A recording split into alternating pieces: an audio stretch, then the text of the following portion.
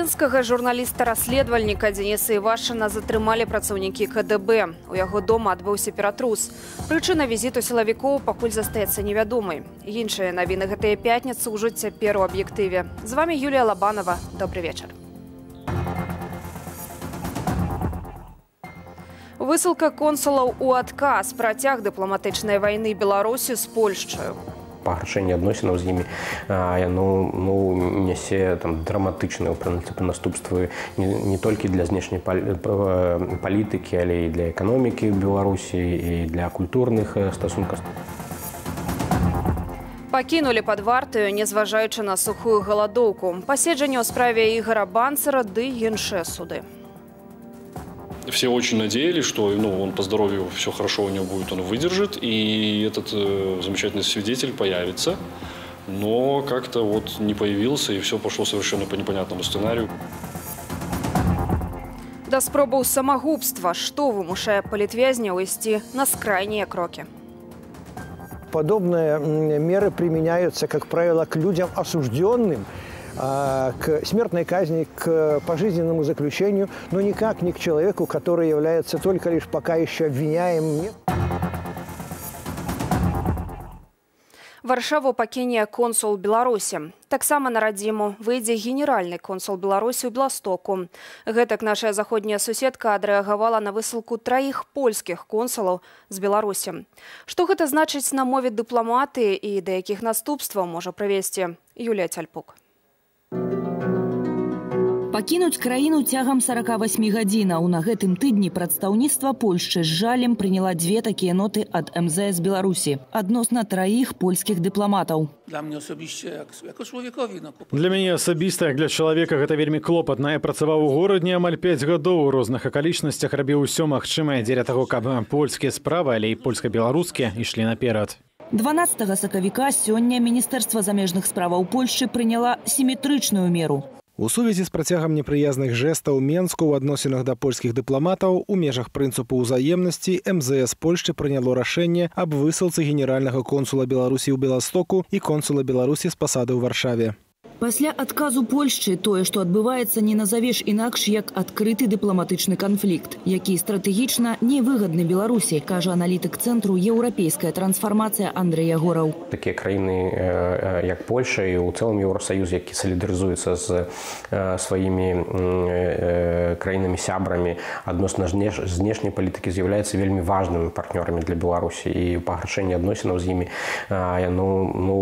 нясе драматычныя наступствы не толькі для знешняй палітыкі, але і для эканомікі Беларусі і для культурных стасункаў у сферы адукацыі. Тым не менш, 11 сакавіка беларускія ўлады папрасілі з краіны кіраўніка і консула генеральнага консульства Польшчы ў горадні, бо яны абаранялі свайго калегу, кіраўніка генконсульства ў Берасці, Ежа Тимофеюка, якога з Беларусі вытурылі 2 днямі раней за тое, што браў удзел у святкаванні Дня памяці польскіх партызанскіх фармаванняў, змагароў з НКВД за незалежную ад Расіі Польшчу. У Берасці распачалі крымінальную справу аб гераізацыі ваенных злачынцаў і затрымалі аднаго з сузнаснавальнікаў польскай школы, дзе адбылася імпрэза. Да чаго можа давесці гэты канфлікт? Шмат якія, магчыма, пытанні будуць вырашацца больш доўга, некаторыя рэчы могуць падвісаць, і так далей. Это такія тэхнічныя рэчы, якія проста адбіваюцца.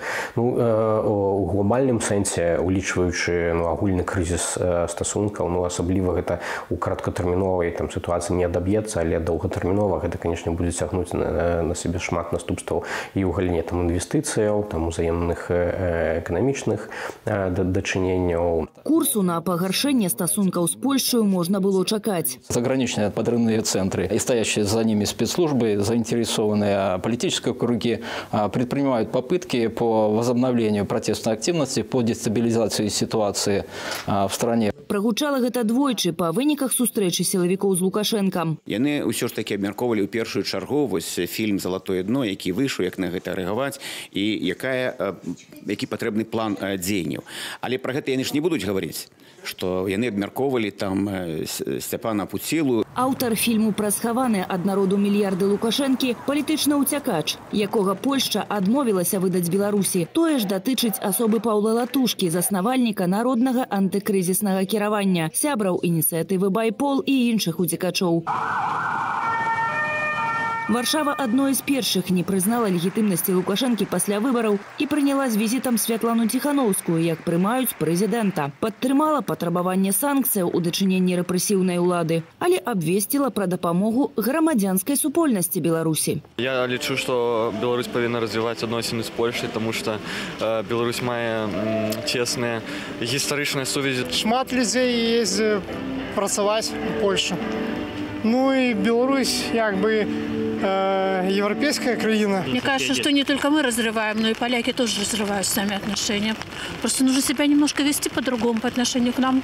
Тогда, может быть, все и наладится. Гісторыя ранейшых дыпламатычных канфліктаў паказала, што ад сваіх каштоўнасцяў, як дэмакратыя і правы чалавека, краіны Захаду не адмаўляюцца. Юлія Цяльпук, Белсат. Губазік палюе на адміністратараў тэлеграм-чатаў. Уначы з чацвярга на пятніцу ў Дзяржынску сілавікі затрымалі стваральніка адразу некалькіх тэлеграм-чатаў. Пры гэтым адзін з тых чатаў на момант затрымання быў ужо выдалены.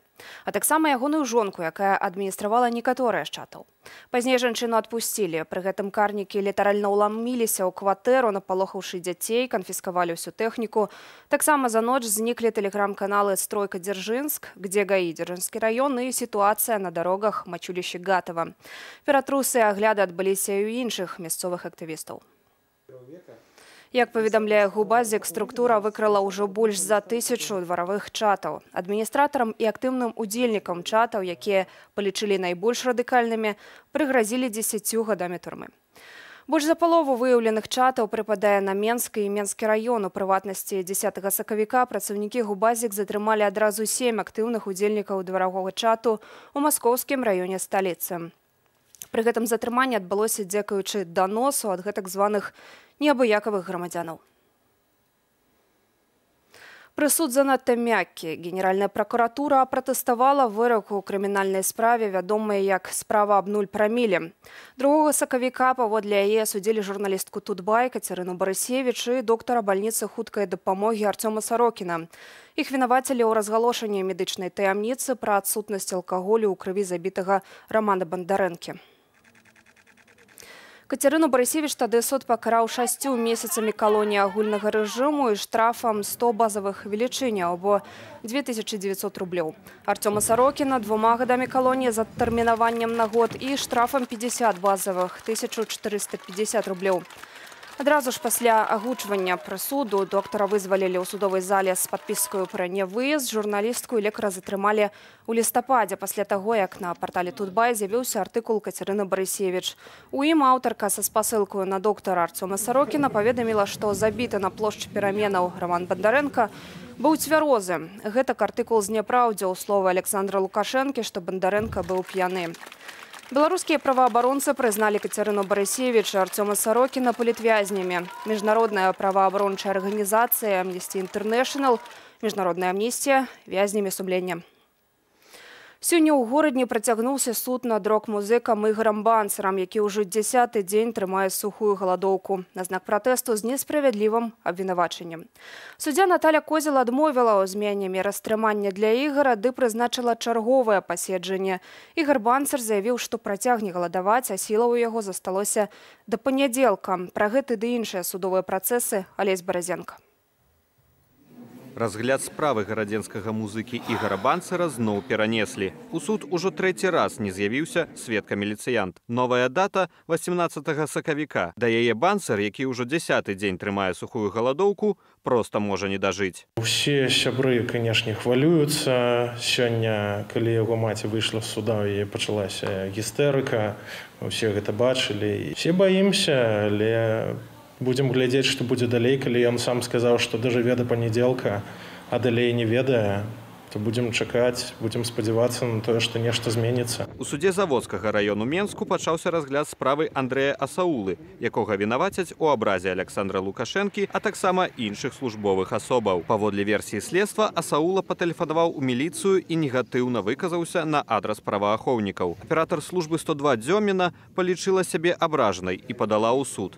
У першы дзень на слуханні пацярпелая не з'явілася. 5 минут было только оглашены, там, кто этот человек, обвиняемый, и свидетели и потерпевшая не явились по неизвестным причинам. Поэтому по требованию прокурора, хотя адвокат и обвиняемый не были не против в отсутствии проводить, но было перенесено. У Віцебску ў судзе Першамайскага району адбыўся разгляд скаргі на дзеянні намесніка начальніка Першамайскага раусу Івана Доўгага. 13 студзеня у лесе пад Віцебскам затрымалі 6 жанчын, якія займаліся скандынаўскаю хадою, і больш за сотні пратрымалі ў міліцыі. А на наступны дзень суд не угледзеў у іхных дзеяннях ніякага правапарушэння. Суддзя Жанна Васильева скаргі не задаволіла. Они убивают людей, их не судят за это, калечат людей, их за это не судят, оказываются виноваты сами пострадавшие, десятки лет дают людям за то, что он свидетель был, присутствовал. Так чего могли ожидать мы?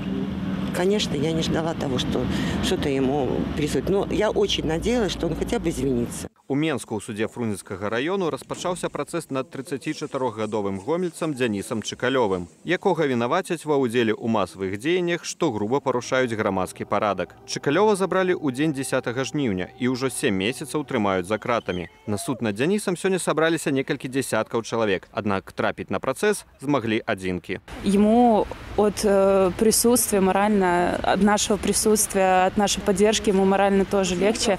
То есть это то, что минимум, наверное, тот, который мы можем для него сделать, это прийти сюда и поддержать его. Здесь собрались многие его друзья по веревкам, по роп-джампингу, ну, в частности, я, еще там люди из нашего окружения, фаерщики, музыканты. Он был волонтером. Праваабаронцы прызналі Дзяніса Чыкалёва палітвязнем. Усяго ж на сённяшні дзень у Беларусі 285 палітычных зняволеных. І гэтая лічба імкліва павялічваецца. Олесь Борозенко, Белсат. Да спісу палітзняволеных Беларусі сёння далучылі гамельчанку Анастасію Перавозчыкаву, якой агулам далі 105 сотняў арышту. Цяпер у нашай краіне 285 палітзняволеных. Гэта актывісты, палітыкі, адвакаты, журналісты ды блогеры. Прынамсі, 3 асобаў трымаюць у турмах галадоўку. Днямі адбылося некалькі выпадкаў пераразання венаў. Чаму зняволеныя з палітычных матываў ідуць на скрайнія крокі?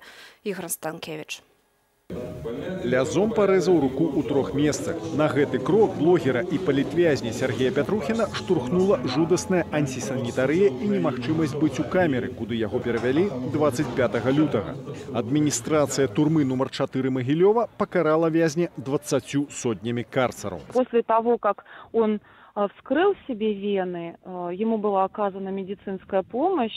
Я сама видела, что швы наложены на раны, вот, и уже, были в стадии заживления, потому что, с 25 числа я посещала его вчера, 11 числа. 9 дзён сухую галадоўку трымае гарадзенскі музыка Ігор Банцер. З кастрычніка яго ўтрымліваюць у адзіночцы СІЗА гарадзенскай турмы. Некалькі разоў змяшчалі ў карцер. Абвесціў галадоўку і палітзняволены Дмітрый Фурманов.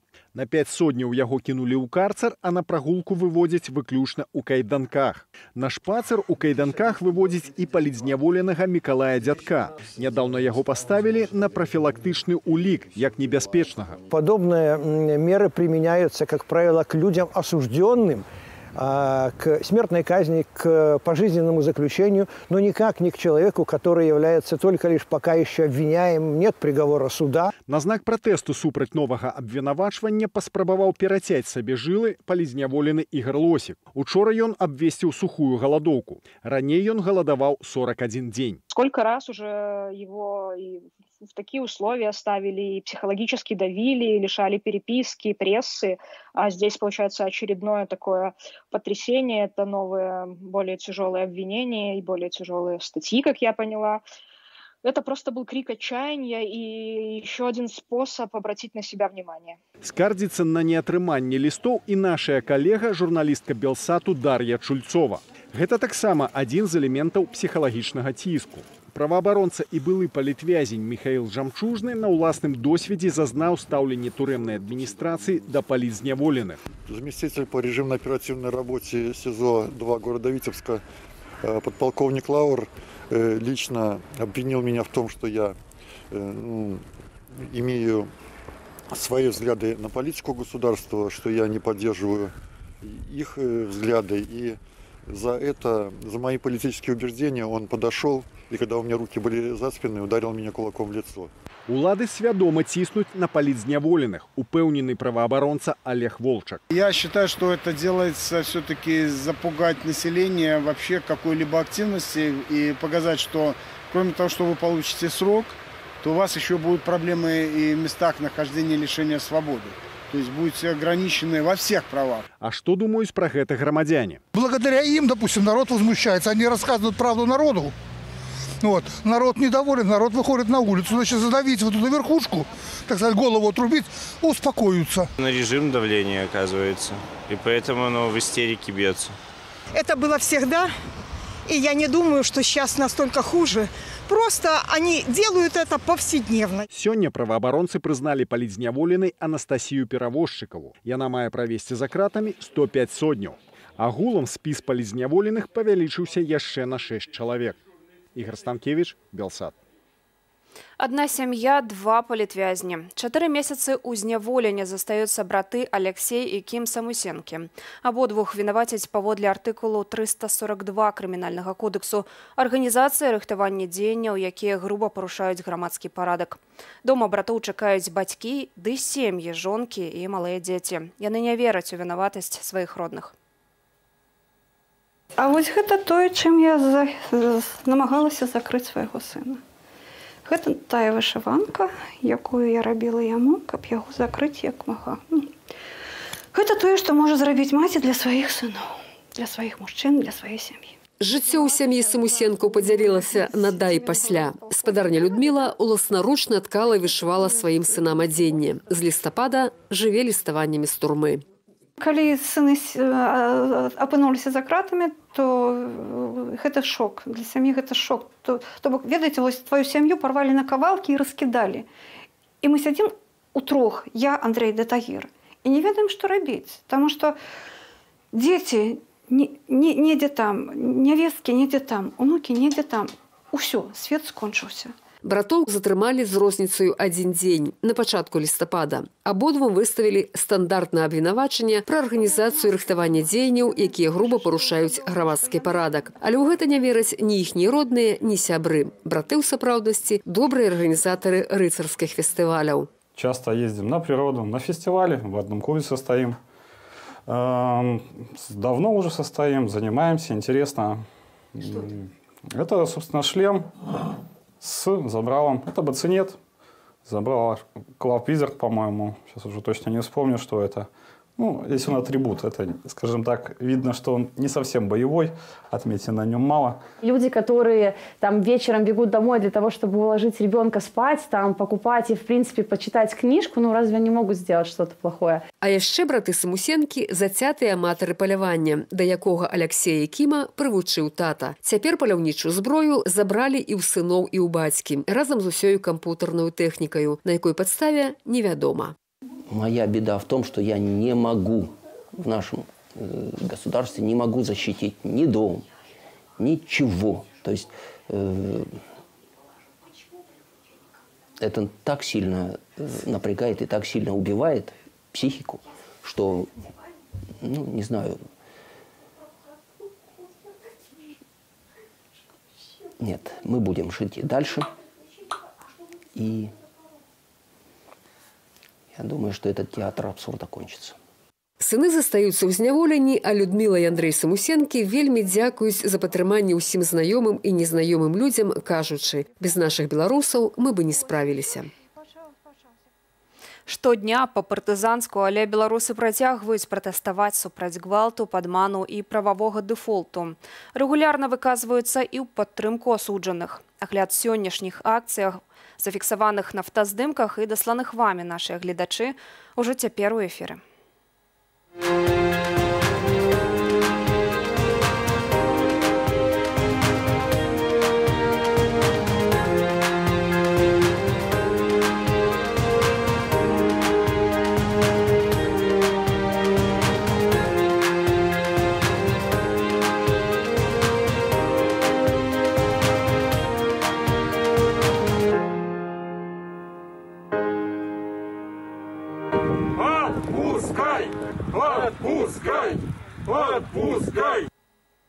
У сённяшнім выданні «Аб'ектыву» гэта ўсё. Далей у эфіры праграма «Антыфейк. Лукавыя навіны». Яшчэ больш актуальнай інфармацыі чытайце ў нашым тэлеграм-канале «Белсат». Зычу вам спакойнага вечара і добрых выходных. Да сустрэчаў.